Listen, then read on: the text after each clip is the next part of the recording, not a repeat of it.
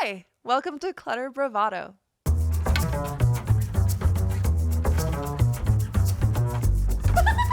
Yes, and it's the energy. It's not just about the stuff. So we should probably just get into it, right? Let's go.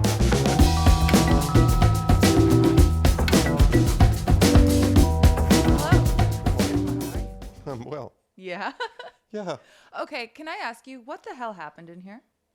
Well, first of all, we didn't take the podcast down, the podcast equipment down, so it was trashed all week. And then Emma Dorosh took a sofa out for a window. Then she took a stand out for the window, and then her really nice neighbor took one of the console from the dining room for a window on La Cienega. So.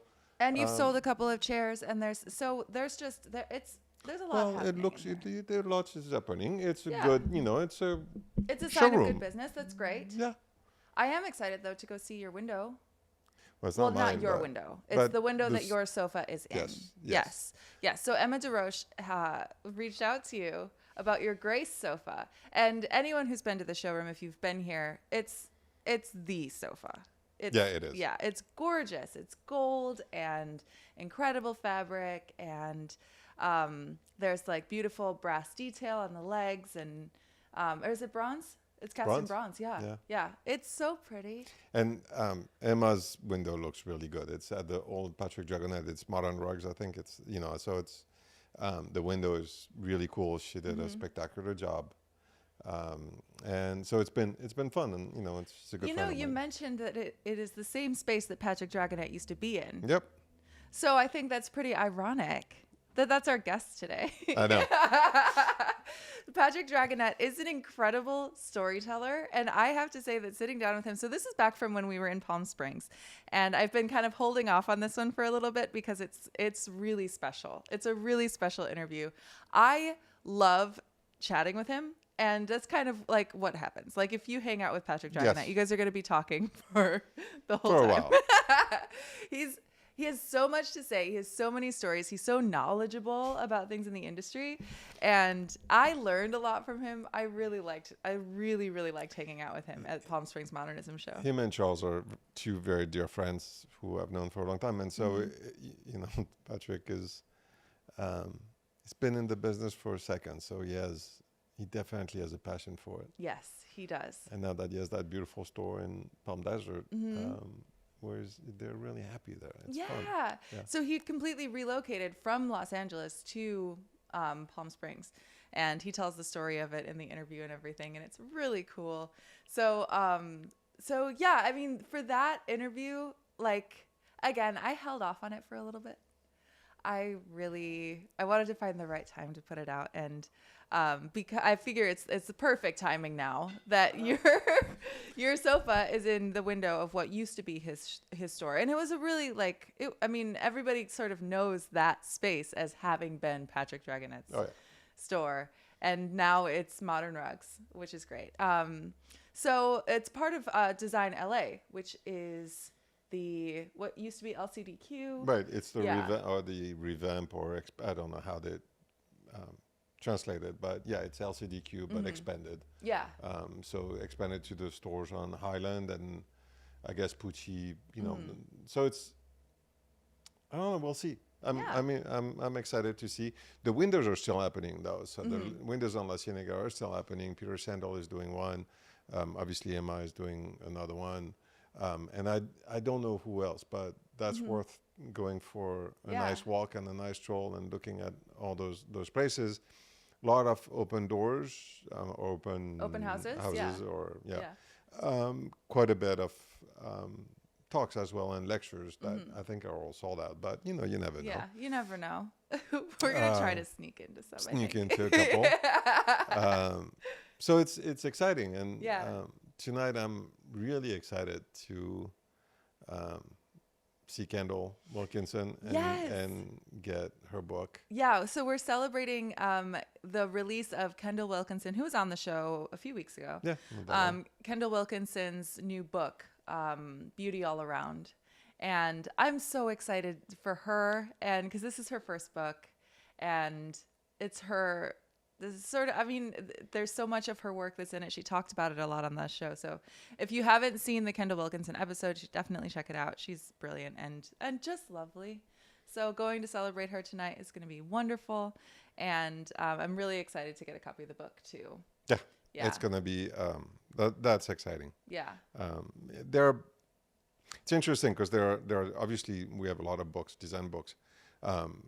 Many I don't, we don't know. I don't know the designer, but the few that I have a personal contact or a personal relationship with, be it Ron or Martin or now Kendall or Jay, those books are special because they hold a favorite place on the bookshelf. Yeah. I like that. And also it's really nice to like, I don't know. I have this with a few of my poet friends and stuff where on my bookcase, I'll look up and I'm like, oh, that's my friend. Yeah, no, look, like everything, I think in our field, of art and design, when you have a personal connection, be it to an artist or a poet or, it means something. It does. And, and I think that furniture wise and design wise as well, I think that if you meet the designer and the maker or the artisans, or it has a meaning that goes beyond just stuff. Yeah. So the books are the same. Yeah, and then it's also kind of fun if you have like a guest over, you're like, oh, this is my friend's book, and you can tell them like your personal little stories that you have about them too, which is great. Not like gossiping. I'm not promoting gossip right now, by the way. Are you? No. But it was a little bit of tinge of that, no? I think the only reason why I defended that it wasn't is because I love gossip. Who doesn't? I mean, I like it. Also, for this podcast, I feel like it would be wrong for me to like gossip about people that we know and to gossip about us. No. Should we start doing that? Should we start like telling like, hey, by the way, did you hear? I was at this event and this happened. Make it salacious. We could. Actually, we had a great conversation with a friend at an event over the weekend. Yeah. Who gave us some like really interesting insight about the podcast and about like how TV writing is done. And I want to pose this to anyone listening to this right now. On Spotify, you can leave comments, or you're always welcome to email us at clutterbravado@gmail.com.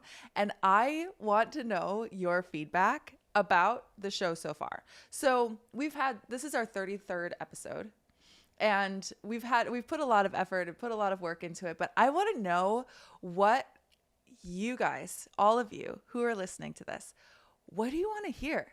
Do you want a certain guest on? Do you want us to start gossiping?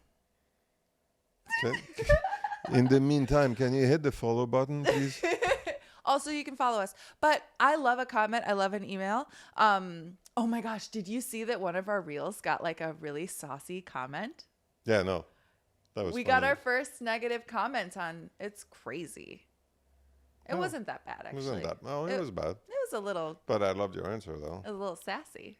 It was a little sassy, but if you your don't answer follow us was on cute. Instagram, it's Clutter Bravado, @Clutter Bravado, all one word. And yeah, I post reels all the time. And one of the reels that we posted like 2 weeks ago got like a very like calling us petty. Petty. Us. So fun. Us? Just like. What was that?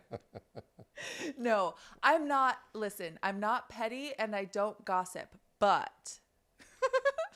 But I love gossip, and no, petty you're not. No, I'm not. Opinionated, maybe. Yes, sometimes. Yeah. Yeah. I tend to be. I don't share a lot of my opinions on the show. True. We're gonna do that more, I think. Should I? Yeah. What if people start to dislike me? I'm a Libra. That's a tough thing for me. As a Libra, it's important to me that everybody likes me. Oh, is that what it is? No, not at all. It's both. It's that being a Libra is just about like creating balance and finding the best solution for everybody. It's a really even-keeled sign. I don't know. Besides for Gemini, which is the best sign, I don't know anything else. Gemini's the best sign. Yeah. Do you know that's that? That's what everyone says. That's not what anyone says. That's actually, as a Gemini you might be the worst sign. People say that Gemini is the best sign. I've heard it. Who's people? Well, you know what? People are people, and it seems that it's now a valid reason. It sounds like you're making it up on the spot. And no, look, I'm not the only one to use the people, and which is people something are a Gemini people. would do. And I've heard that people say that Gemini is the best sign, and that's, I think it's also, I saw it also written on an Instagram thing that Geminis are the best sign, and it was written on Instagram. So, I mean, it's really funny actually coming from a Gemini that you're saying all of these things. But I want to let you know that as a Libra, we actually are the best sign. We are and I'm an October Libra. We are the best sign. Oh, because on top of that, you make a difference between the September and an October Libra? Yes, absolutely. September oh my God. Libras are problematic. Petty.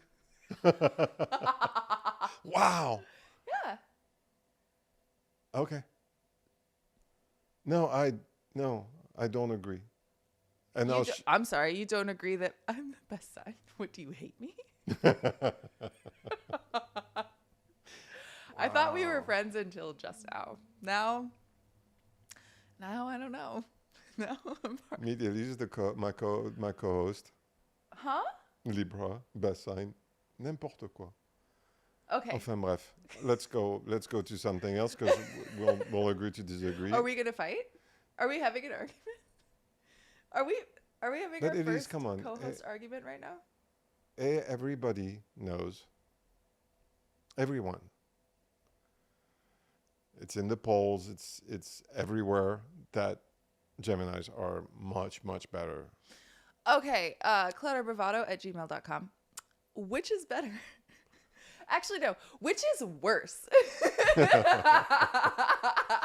I'm gonna win that one. I feel it. No. Okay. Well, we should put our petty fighting aside, and we should probably get to our episode. So we, again, this is Patrick Dragonette from our interview in Palm Springs. We had an incredible time with him, and should we get to it? Yeah. Just one thing. If you hear this podcast tomorrow, which is gonna be May, whatever it is, Tuesday 6th, just head to Design LA. Yes. And go check out the windows and support our designer friends. Yeah. So let's go. Let's go.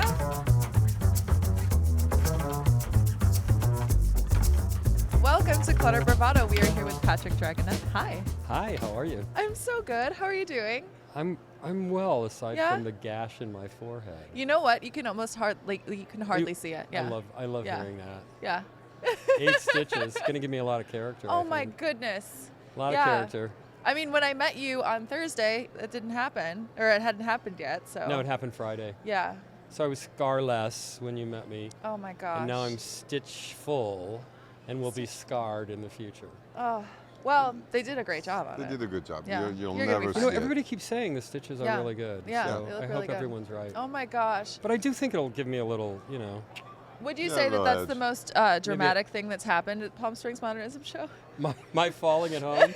My falling at home in preparation to do flowers to bring to the show? Most likely. Oh, okay. Okay, great. Okay, so luckily, our booth is directly across from yours, and we're going to take some photos of it and get a little behind the scenes so that anyone who's watching this has an idea. But there is so much color and excitement and beauty in your booth this year. Well, thank you. Do you feel like this is a good snapshot of where your style is at right now? Interesting question. So, do you remember Randy, our client Randy, had a big house in Truesdale, bought from Kelly Wertzler, and it was very neutral when we did it. We used silks on the wall, neutral colored silks. It was beiges. The most vibrant color was like vapor blue. Okay. And it was a project that lasted 7 years, so it had me convinced that I was like a very neutral guy in terms of design. And then we got clients that first of all, indulged me, and they were carte blanche clients. And I realized that what I loved was color. And so I think what's really interesting about design, and a question as a dealer that you face very often is, well, they love to say to you, oh, I have this sofa. Will this cocktail table work with it? And my answer has always been, do you love the sofa? And they say yes. I said, do you love the cocktail table? And they say yes. I said, then why wouldn't they have a conversation together? Of course they're going to work together. And that's sort of been my motto in decoration and in just buying things for the store. I've been nearly 30 years I've had my own store. Yeah. And I realized rather early on that if I liked it, I would buy it. If I didn't like it, but it was the thing selling, it was not for me. I didn't care.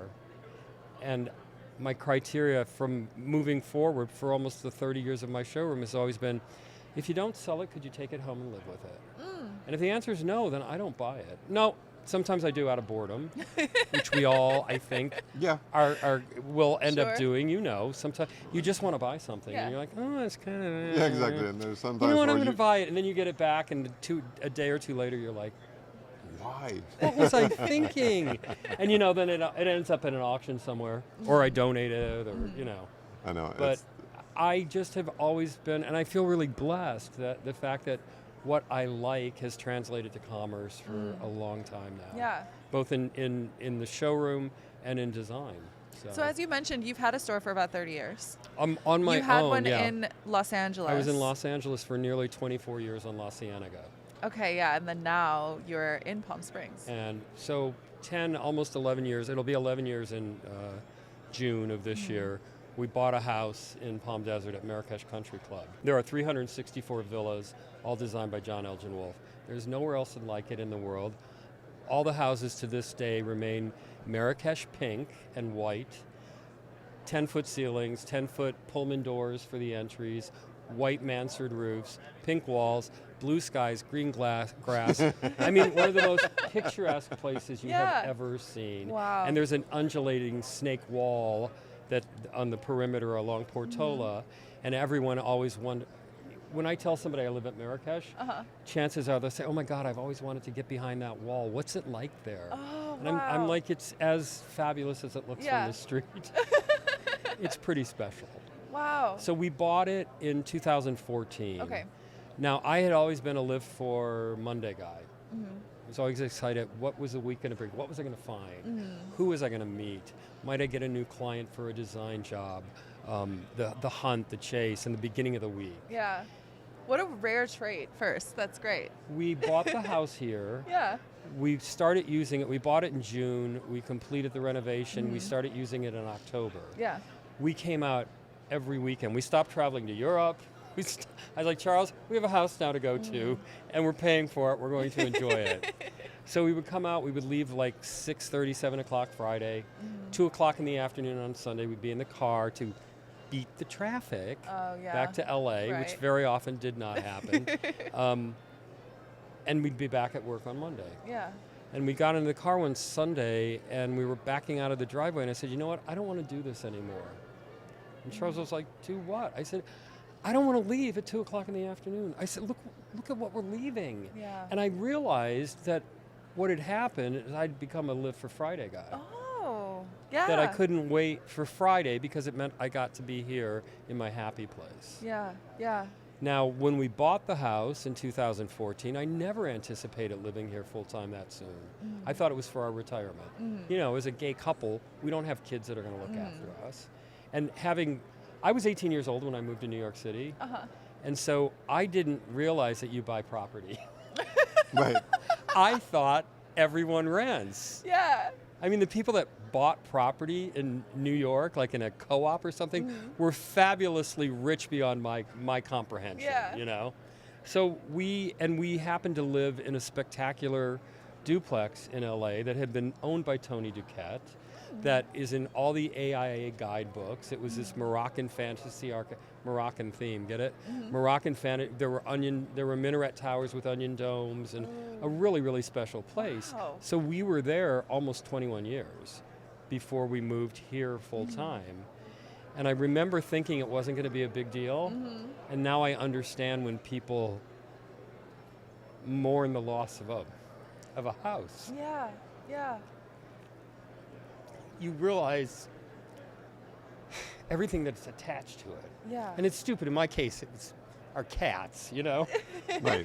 that they had grown up. It's like I understand now parents that weep, like all these poor people that have lost homes. Yes. You know, in these horrible fires. And you mourn. I think that's the loss you mourn, right? It's the memories. I mean, you keep the memories, but still the tangible quality, knowing that, you know, you changed your kids' diapers or you emptied your cat's litter box in that house, you know, and they're no longer, in the case of our little, you know, the cats are no longer with us. So it was weird. I just remember closing the door the last time and locking it and just being flooded with emotion and crying. Absolutely. And thinking, God, that's it. I do that with all the ugly apartments I've lived in. Well, so having a place that you've lived lived for so long and put so much life into. And it was it was a beautiful place, and we had a great deal. The landlords never wanted us to leave, but I just knew that I wanted to be here. Yeah. And like I said, never expected so 5 years ago. So at 60 that we would move full time to the desert. But I got to tell you, there's a lot of good stuff out here. Yeah. You can go see world-class entertainment and be home in 10 minutes with no traffic. Great restaurants, great and community. You know, I never felt like New Yorkers were rude or, you know, they didn't connect with one another. But out here, and same in LA, you know, those towns have a sort of reputation of being, you know, people kind of are insular. In LA, you're in your car and you don't, you know. Well, everybody's in their car here, but you get out of your car, and if there's someone getting into their car, they say hi to you. Yeah. They acknowledge you. You walk down the street, and people make eye contact, and they say hi, and it's nice. Do you feel that your neighborhood, like the Marrakesh neighborhood, is really communal in that way? You know what we have that is, so I think the April issue of Palm Springs Life is doing a big feature on Marrakesh. Because Tom Shearer redid the clubhouse a couple of years ago, and Town and Country got an exclusive on it, which ran in December, January of last year, and we always wanted somebody local, and in my mind it was always Palm Springs Life. So I went to them and I pitched them the idea that it was our 55th anniversary of Marrakesh Country Club, the clubhouse remodel. And then I said, you know, if I were you guys, I would take an opportunity to look at the diversity of our membership and to see how the demographic has changed and what a melting pot, especially Marrakesh is. You know, we have a 94-year-old retired FBI agent. Wow. We have, I call him the Sandwich King, jokingly. He owns Subway, like not Subway, but some sort of sandwich shop. He has like 200 sandwich shops. And his wife is always in head-to-toe Chanel, so sandwiches are doing well. Sandwiches are doing well. And we've got, you know, there's a pretty fair, I would say we're probably close to 10% with gay population now. There's 364 homes. When we bought at Marrakesh in 2014, we were, what did I say? We were 55. We drove the demographic, or the median age, from probably 82 to 74. Oh, wow. By us moving in. Yeah. Well, that has changed dramatically. Right. Okay, and that's what I was saying. You look now, we have people living there full time who have kids. Like kids in school. Wow. In high school. Yeah. Yeah. Like real kids. Yeah, like real kids. Like kids that ride their bike on the street. No. Kids. And and some people think, well, I remember somebody saying to me, well, that's not really, I don't know if that's fair to those kids to be living here. There's there's not a lot of kids. And I was like, but these kids can leave their house unlocked, ride a bike on the street, feel safe. I think it's great. That's great. Yeah. So they bought the idea of use, and I said you could take Marrakesh and use it sort of as a microcosm of how the valley has changed. Right. Because it has shifted dramatically. And it's not just at Marrakesh. But the truly unique thing about Marrakesh, when you buy at Marrakesh Country Club, you have to pay an affiliation fee and become a member of the club.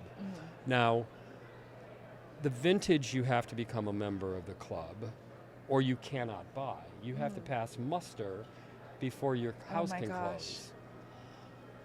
There's another country club out here that denied membership to a very famous director / fashion designer, and we're somewhat proud of the fact that they had done that. That would never happen at Marrakesh. Wow. So what I think the major difference is that we have this architecture that's, first of all, where can you buy John Elgin Wolfe for under $12 million? And these are way under that. If you were to buy a John Elgin Wolfe in Beverly Hills, you'd be paying 20. I think the Pendleton House sold for 22 million or something. You have this unique architecture. You have a very diverse group of people who are attracted to the architecture. So now you take all of those people and you make them members of a club. So you have this beautiful diversity that doesn't exist in a club, whereas Groucho Marx said, I would never want to be a member of a club who would let me be a member. You don't have that standard. Yeah. I mean, we have this sort of pretend version of it. You have to be sponsored, but it's not that strict. You're buying a house. We need your affiliation fee to keep the club alive and thriving. So, and because of that, you get all these different people that you don't think maybe you would have a lot in common with. And we have the Iris Apfelt of Marrakesh. Her name's Kay Turner. She's vivacious. She's beautiful, full head of white hair, giant glasses, great style. Walks her poodle Clifford, the red poodle, down the street every morning. Mary McConnell is 97 this year, I think. Walks every day. Aggie O'Neill still drives. She's 96. And I said, Aggie, I wouldn't even be afraid to see you on the street if you were coming toward me in a car. Because she is that bright and that sharp. And that's, that's a beautiful thing. Wow. Is to sort of be in that big salad of people. And that there's so many different ingredients. And yet they all have something in common. So in case you haven't noticed, he really fell in love with living here. Yes, I can tell that you have like sort of a piece about you. We were talking about this actually earlier, that in LA, everyone feels a little bit more high strung. But as soon as you come out here, even just getting off the freeway, you're like, oh, okay. We always used Everyone to say, moves a little slower. We always used to say the minute you see the windmills. Yeah. Your shoulders. They just fall a little bit. They just drop, and there's this calm that comes over you. And I used to come here to do this show from LA. And I would be here for a weekend. And I would think, it feels different. The air feels different. Well, the air is different. The atmosphere, the air is different, the absolutely. light is different. Yes. And I would think, God, I'd love a place here. And then I would leave and go back to LA for a year. And then I would come back and go, it's so nice here. Yeah. And, and it was just that series of going back and forth. And then when we finally, so I'm a guy that knows a little bit about a lot of stuff. Truly. Okay. I'm not a jeweler, never been a jeweler. But you have great jewelry. I do have great jewelry. Oh, you do. You do have great jewelry. This piece is amazing, by the way. Thank you so much. This is Patrick Dragonette. And it's on a beautiful model, isn't it, folks? Oh, thank you. Yeah, absolutely. So I was at an auction house, and there was a little jewelry box. And it was a lizard, and it had a little whip-stitched spine. It's beautiful. And it was closed, and I said, can I see that? And I pulled it out, and I opened it up, and inside the lid it said Tiffany & Company, New York, Paris, London. Which put it in a certain period of time for Tiffany. And I could see by the way the brooch was sitting in the box that it was the original box. And it was a yellow obsidian orchid. It was all hand enameled. It had a stem set with mine cut diamonds. I turned it over. My sight was starting to be less than it had been. But it looked like there was a T and CO on the bail. So I put it back and I closed the box and I put the box back in. And I had them call me when it came up. And first of all, I went home and I said to my husband, well, not at the time, but he is now. I said, I found a really important piece of jewelry today. And it's probably not going to happen, but I'm going to use the line of credit if I have to, because I'm willing to spend 40 grand on it, because I'm sure I can double my money with one of the big auction houses. Yeah. Are you sure? Always. I said, yes, I'm sure. Comes up for auction. Opens at $200, $300, $400, $500, $600, $700, $800, $900, $1,250, $1,500, $1,750, $2,000. I'm at $2,000, $2,250, $2,250. I'm like, are you fucking kidding me? $2,250. They hammer it for $2,000. Now, there are jewelers at this auction all the time.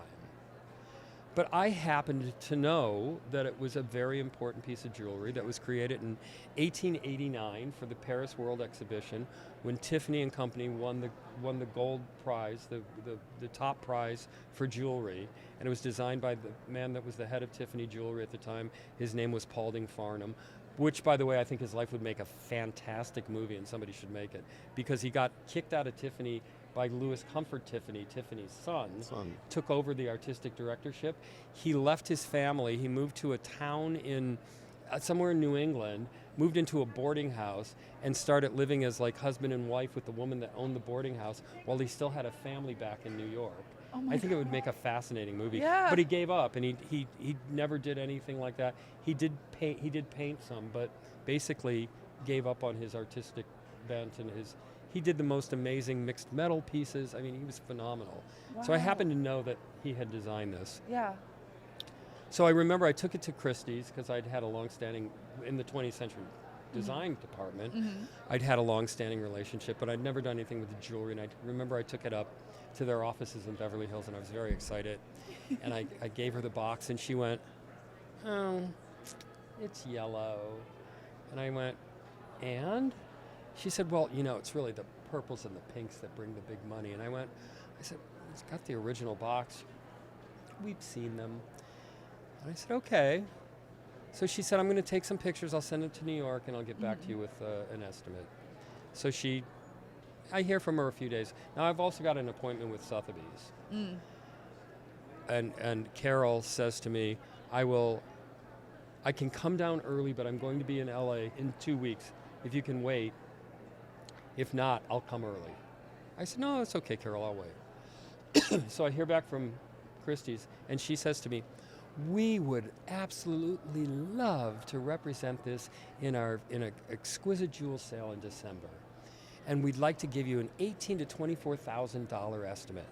Now, you would think based on what I paid, I would be like, oh, fantastic, where do I sign? I said,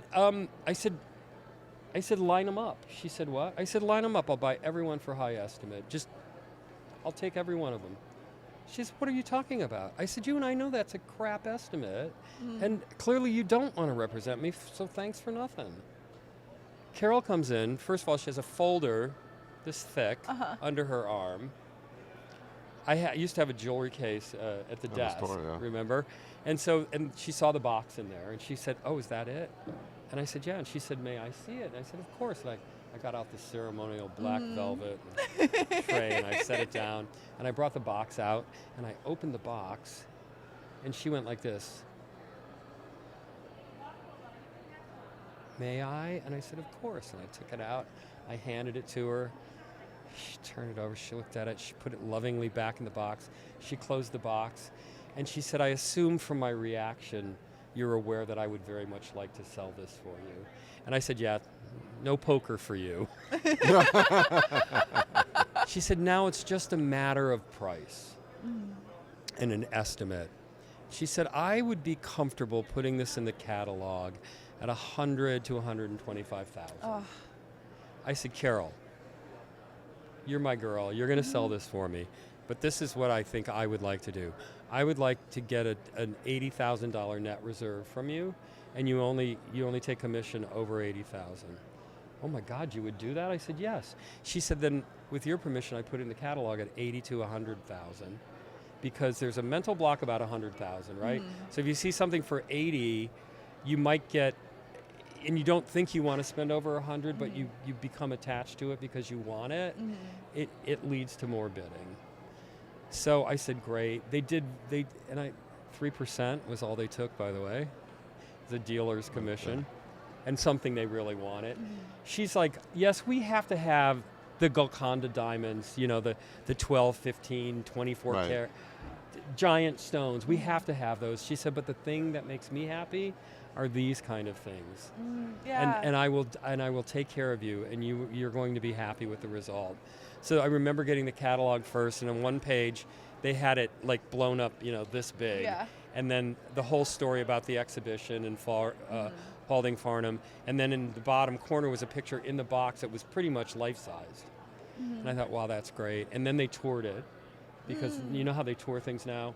They'll do like jewelry and evening art and several things. They'll send them to LA, to Hong Kong, to various places. So it was a part of the tour. I got an invitation, got to go when it was at Sotheby's here and in Beverly Hills.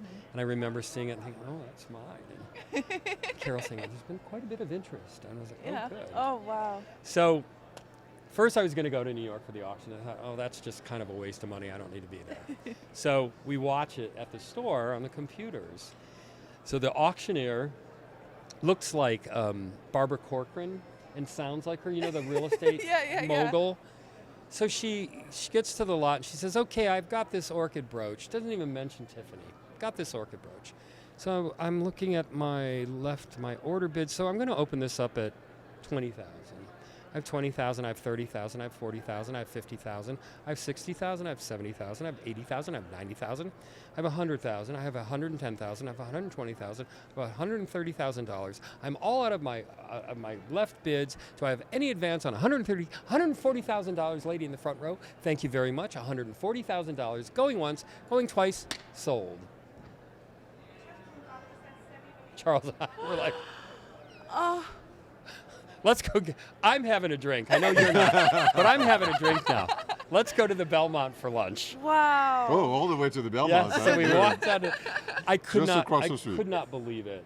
So so our house here is called the Orchid House because that brooch is how we bought the house. Wow. I remember that very well.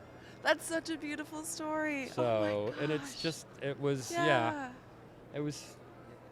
It gave us our, because I said to him, I was like, we don't, we're a gay couple. We don't have any kids who are going to look after us. We're renting in LA. I don't want to work for the rest of my life.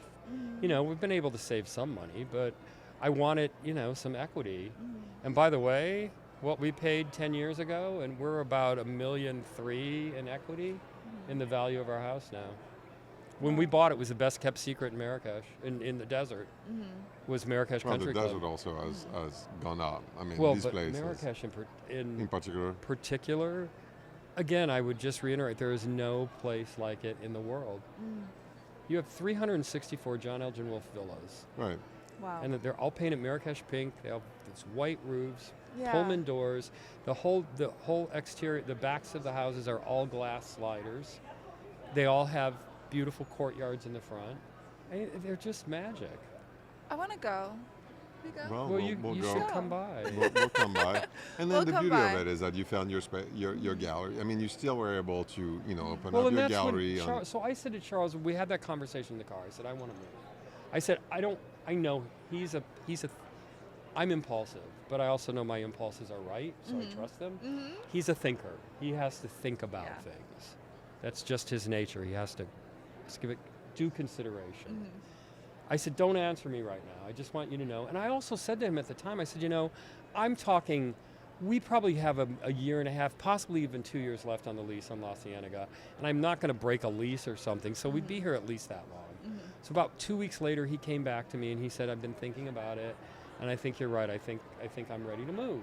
Now, dreamer, pragmatist says, should check the lease. We're right behind, pulls the file drawer open, pulls out the lease. We have 5 weeks till the end of the lease. So now I'm like, oh my God, what do I do? I can't, can you fathom, 20 plus years, in business, not to mention the house, but the business, and you have 5 weeks to dissolve it in whatever form that means. And I thought, I've already moved in my head. I'm just going to go for it. Yeah. And I advertised on Instagram and Facebook. And then I think the last 2 weeks we were there, I got some banners and put them up. But I sold a lot of stuff. I had one woman that bought basically her entire New York apartment from me. And then I sent stuff to CR, the stuff I wanted to have out here. And then I sent stuff to a couple of different auction houses. And we moved. August 1st, 2014. August 1st, 2019 was our first full ownership in the desert. So nothing like moving to the desert in August. Yeah. Oh my gosh. I was just going to say but that that's it what was, we did. And it was 120 degrees and everyone melted. Yeah. Well, there was the there funny was thing many about conversation that we had. Yeah. There was many times where Patrick called me freaking out a little bit. A little bit. And I was Of like, course. this is the best decision. I mean, yeah. I've always loved, Well, I because- love the desert. And then imagine this. So we moved August 2019. I had the luxury, because I generated quite a bit of money, I had the luxury of working on the space that I had leased. And you had a good project at the time too. You had a good design project. Had a very good design project. That kept you busy too. Which was like one of my mentally. carte blanche. Yeah, it was 15,000 square feet in Encino. So, Wow. and it was, again, these were clients who had no say, essentially. Yeah. Well, they trusted I mean, you. she said, can I get, you remember Mary McDonald's cover? I think it was an Elle Decor cover that had the pink sofas that she did for the makeup guys for the first house she did for them in Beverly Hills. They were like Maison Janssen style sofas. And she took a picture and she sent me a picture. And she said, can I have pink sofas? It doesn't have to be these sofas, but I'd like pink sofas. And I was like, girl, you got pink sofas. And then actually, Laurent made the sofas for Oh, wow. us. Yeah, nice. They were fantastic. Because you looked into the living room, and I didn't want the back of a sofa that wasn't beautiful and sexy. Yeah.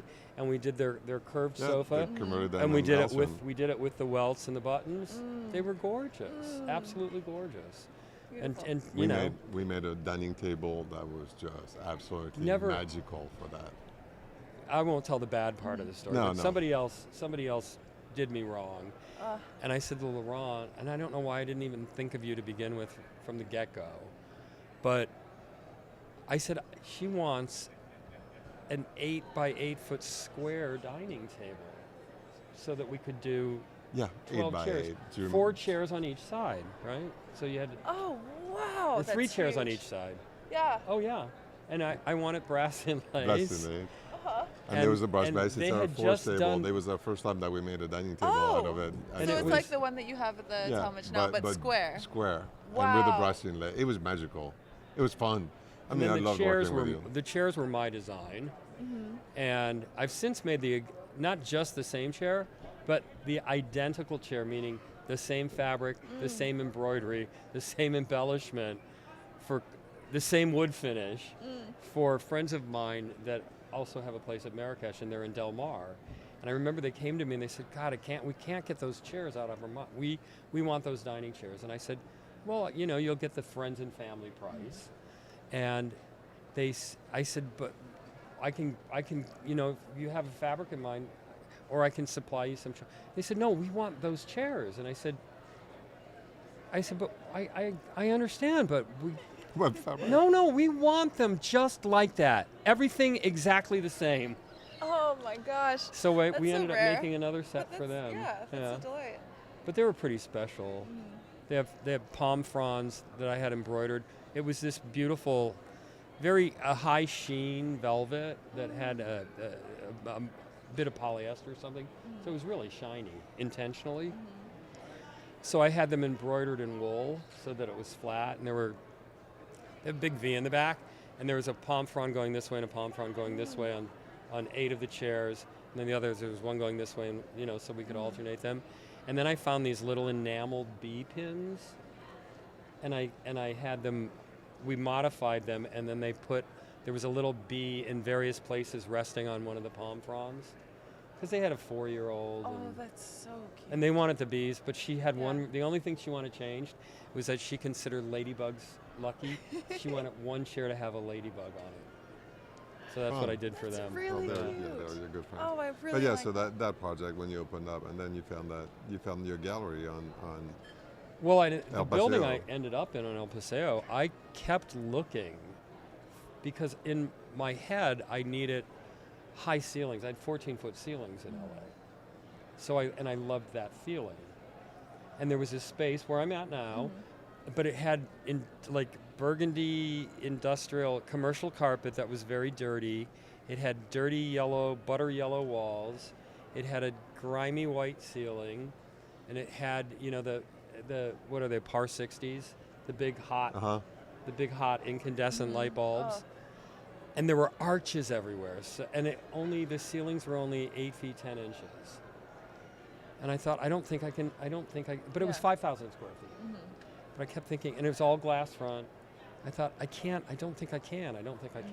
I would go look in the windows and go, oh, I don't think I can. And then finally, and I was looking at another place that had really high ceilings, but it was 800 square feet. And I told myself, well, you could have that as like your little jewel box, and then rent great big warehouse somewhere. I was like, who am I kidding? It's not going to work. Yeah, that's not feasible. So I finally called the real estate number, and I made arrangements to see it. And I remember walking around and thinking, well, it is pretty big. Yeah. And I went to sleep that night, and I woke up in the middle of the night, and I went, oh, wait, if I have the floor epoxied white, and I paint the walls and the ceiling white, it'll just be a big white, and you won't be able to tell how low the ceilings are. And I'll take out all the arches, because the arches really made the ceilings feel low. Right.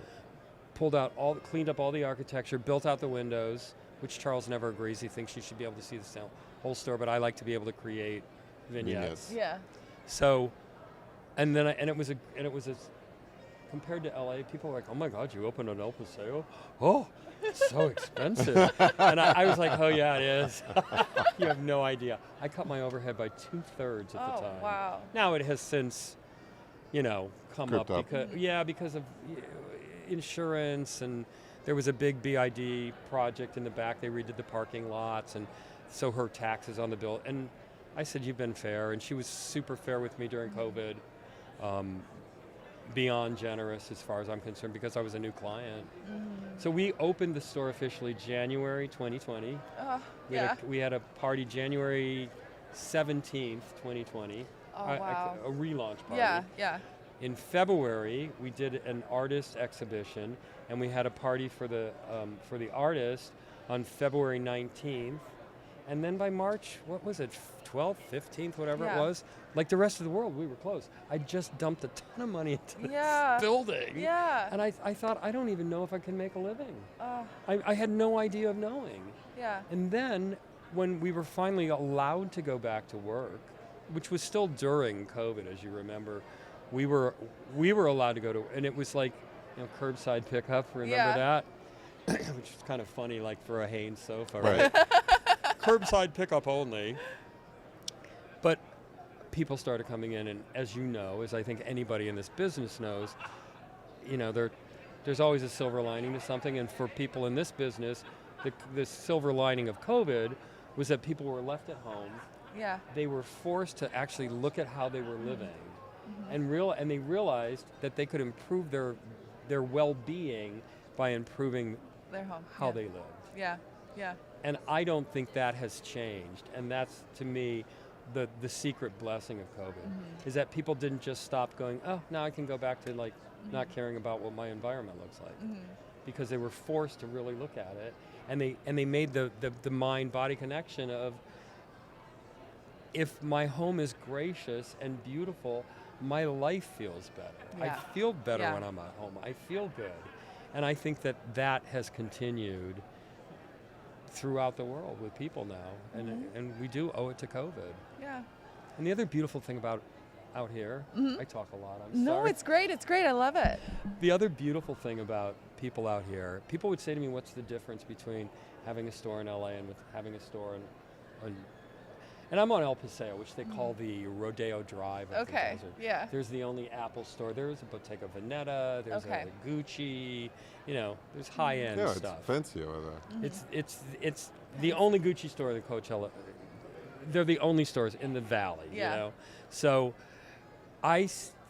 for me, the most immediate difference was, and I do still love LA, but when you're a merchant in LA and on a street like La Cienega, people always came in with a chip on their shoulder. The meters don't work. How come you don't have parking? I parked at the meter that was broken. I got a ticket. I mean, that was all anybody could. And what's your net? Didn't matter whether they were. What's your net? Nobody ever said, "Oh, I'll buy that." So when we first opened here in the desert, this couple come up to me and they said, "We'd like to buy this," and I thought, "Oh, well, I guess I'm gonna have to look at the price." So I looked and I said, "Well, it's $12.50," and they said, "Yeah, no, we just need you to pack it up so we can take it with us." And I was like, people out here are so nice and they pay full price. Yeah. It's crazy. And that is, to me, the biggest difference is that you have to remember there's a lot of population here who are part-timers, right? And it's, for most people that have a part-time place here, it's probably their happy place. People are always in a good mood. Yeah. Most people, if you own more than one home, that probably means you're pretty financially secure. And they love enriching their life with things that make them happy, things that are beautiful, whether it's jewelry or furnishings. And sometimes they have 1, 2, 3, 4, maybe 5 houses. And they'll say, "Oh, I'm buying this we're sending this to the house in Sun Valley. This is going to go back to LA." And so it's a win-win for us. Yeah. And it is really, really nice to have a showroom where on a daily basis, and I'm not exaggerating, there is not a day that goes by that we are open that when people are in, they don't say, "This is just one of the most beautiful places I've ever seen. I could spend hours in here." Yeah. It's like a museum, and then I, of course, flippantly say, "And it's all for sale, don't forget." But I did learn to integrate, and moving also gave me permission to do a few different things, like to have a percentage of inventory that's not old, that is new, but it fits my criteria. I would live with that $500 table. Now there's certain things I draw the line at. I can't. There's a lot of lighting I love, new lighting that's available. I can't bring it into my store because how can I sell a $300 lamp? Right, no, Yeah. When I got a, $9,800 Billy Haynes lamp next to it. Yeah. It'll sell all day, and maybe the Haynes lamp, you know what I mean. So it's a But your fine objects, line. Your objects. But there's little, I'll find, occasionally I find an artist whose work I like, and we do events. We'll do like a month where there's one sort of, the showroom's kind of zoned, and there's one room that when we do a special event, we can confine it to there. And I've also done things like now I do a collaboration during Fashion Week. Ooh, El Paseo Fashion Yeah. Week, which is actually a pretty big deal. Yeah.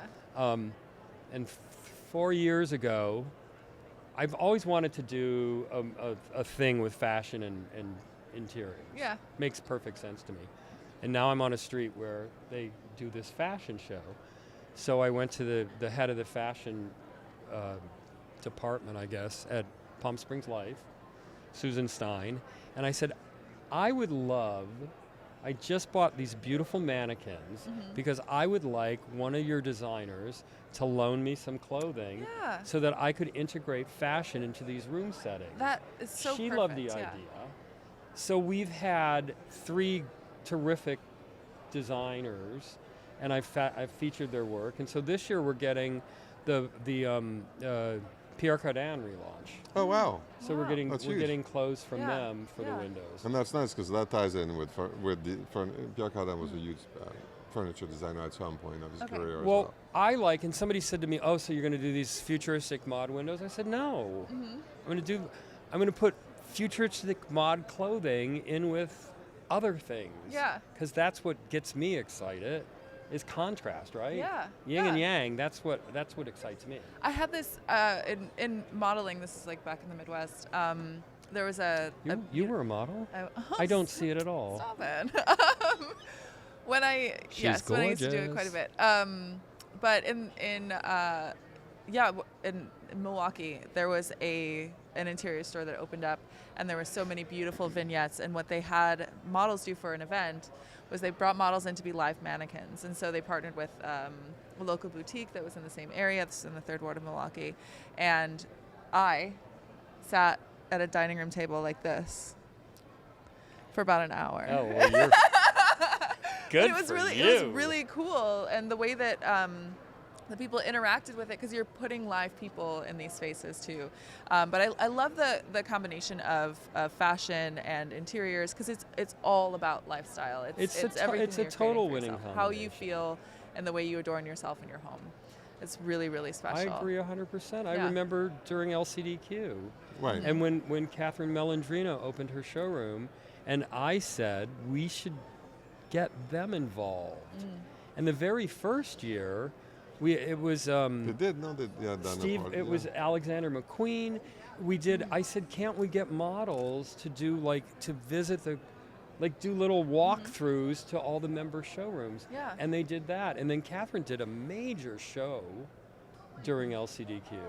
But to me, it's always just it's just such a perfect match. It makes Yeah. perfect sense. Yeah, definitely. You know? Well, your store and your feel. I mean, lifestyle is because you've always done jewelry, combined with object and furniture. I mean, that's where he says I know a little about it a lot, because you've had always a shop that was broad in offering. Yeah, and I think it's just because I've always been curious. Yeah. You know, I've always wanted to know about things, so I've always read about them. Yeah. And art and photography And the funny thing is, pre-internet, the more you knew, the more successful, the more money you could make. You know, you could go into an antique mall and find a rare Rookwood vase that was from 1897 by Albert Valentin, and it was $99, and I'd buy it and sell it to another dealer for $3,000. Wow. Yeah. But there it was. Just I used to go. Remember the farmers market had the antique mall? Uh-huh. I used to go almost on a daily basis and walk and look in all the cases. Now I call the internet the great leveler, Right. because now the information, anybody with half a brain Yeah. can find the information. Yeah. You know? Yeah. So that makes it a little harder, makes the job a little harder. Well, I know that you have quite a bit going on here, and so I don't want to continue to keep you. However, we have 3 questions that we're asking all of our guests here. Okay. Are you open to answering them for me today? Sure. Amazing. You see, Amazing. very short. I'm very Shy. yeah. You sure? If you want to get out of here, maybe limit it to 2. Okay. These are No, easy, though. They're three's easy. easy. They're easy. Don't They're worry. easy. Okay, the first question. This is what we ask every one of our guests. What is the messiest place in your home? I hate to admit it, but our closet. Oh, yeah? 2 years ago, my husband gave me a new closet for Christmas. He got a new courtyard. That got done. Closet, still not done. Oh, my goodness. So now I just yeah. keep upping the ante of what it's going to look like. So, yeah, closet. Okay. That's fair. That's Shameful. Shameful. All the shoes on the floor. Well, do I say it? fair. Say it. A lot of the shoes have spilled into the bedroom. Got Uh-oh. it. Hey, it happens. You get a lot of shoes. They have to go somewhere. When we lived in this house part-time, Uh-huh. it was immaculate. Oh, of course. Of course. Oh, I had routines for everything. Everything was perfect. Perfect. But then you have to live your life in it on and a then daily once basis. we moved in yeah. full time, and we have 2 gorgeous Abyssinian cats, and I can't declaw them. So instead, we're in a cycle now where it's time to reupholster a bunch of Okay. things. Yeah. But I like that because it's changed. Yeah. Though Mr. Stick in the Mud that always wants everything the same finds comfort in the sameness of things. I see. Yeah, so Yeah. that's number 1. Okay, so that's question number 1. Thank you. Question number 2. This is a little different because you are a vendor here, but is there something that you are looking for at Palm Springs Modernism Show this year? Well, Besides for clients. For clients. You can say clients, that works too. Well, sure, but I'm always looking for something to make a buck on. Let's face it. Yeah. Okay. I actually bought a lamp with a Maria Kip shade just for the shade Ah. during setup. Okay. Wow. So- Wow. That's something I've noticed a lot here actually, is that a bunch of people are buying from each other here. A bunch Not of like vendors it buying used from to each be. other. Oh my! No? It used to be. It used No, to be you a used to madhouse. want to be here. Whatever the first day of setup was, you were at the show, and Laurent knows this. Yeah. You were at the show, and if you were smart, you were at the show to make money after the show Okay. by yeah. shopping the show prior to the public coming in. And dealers used to get, and then there used to be two kinds of dealers. There used to be a dealer's dealer, and then the dealer that was at the point where he only wanted to sell retail. Okay. But I was a dealer's dealer for years, through and through. years, and I would make a little bit. You know, remember DeMama? Yeah. Darm DeMama used to say, he said, I'd rather make a little bit on a lot of things than try to make a lot on a few things. And he's absolutely right. And they were. And that always stuck with me. And for them, they had to, because they brought more things to the shows than they. Wow. But yeah, I mean, those were the old days, and nowadays that's something that's very difficult It's to difficult. do. Yeah. So, Wow. Okay, last question. We made it. Last question. I want to know a little bit, you don't have to tell me the whole story, but a little bit about the wildest moment at Palm Springs Modernism, One where I was not there, please. Choose one where I was not involved. especially if Laurent is the God, main character. wildest moment, Palm Springs Modernism. It was a pretty wild moment yesterday when they had Rosemary in a light-up banner. I'm not sure what it said. I was like, what is she, Miss Modernism 2025? It was cute. Well, it was She very looks so cute. happy. I love it. Do you know what the banner was for? No, I have no idea. I think they did a little thing to It's celebrate the 25th her anniversary. Yeah. So it may have been. I didn't see what it said though. We have to ask her. You know, I'm sure there have been times where there were like the police were here because somebody stole something or. But Oh I my try to gosh. remember only the nice things, I guess. Yeah. Okay. So. Okay. Any crazy The parties banner, afterward? the banner was pretty crazy for me. We've had some good parties. We had Some some good fun parties. dinners Yeah. here. We've had, I mean, I'm going to the SIA event SIA, tonight. Yeah. we're gonna go. I think everyone's going to that event today. It's gonna be busy. Yeah. We'll be there early to interview Ron and Jimmy and Oh, talk good. about Yeah. LA and save iconic architecture. So great to see Ron last night. Yeah, Yeah. he looked amazing. Yeah. Well, we should wrap it up. Well, it's So- been my pleasure. Oh, I'm Thank so. you. Thanks I'm for so- letting me it's been- talk. It's been first. I got to meet you when we first got here, so that was a treasure. Something that I'm really grateful for, and also we're right next to each other. I'm seeing how you are sort of operating, and how Jen and Charles and Casey are all working with you. They're all just divine. So. It's I been a am pleasure, lucky. and I'm not gonna lie. Getting to wear a little bit of this jewelry has been like And my you know, favorite Jen's part about awesome it. because She's amazing. last year I asked her if she would work for me. Mm-hmm. And so I said, well, what am I going to pay you? She said, pay for my flight and feed me. Oh, So that's what what we're an doing angel. this year. She's a yeah. delight. I And love she her. stays with us. She Yeah. loves coming to the desert. So Yeah. she gets her out of Peoria. It was like 9 degrees there Oh, Right. no. And, this morning. and Yeah. she's It's one of those. She's been one of us It's one for of those so long. mutually beneficial, arrangements. So. Amazing. Alrighty. Well, Thank thank you so No, much. thank So- you. Thank you. At some point, we'll post photos from Marrakesh when we come visit. Yes. Okay, good. Yes. Good, good, good. Ah. I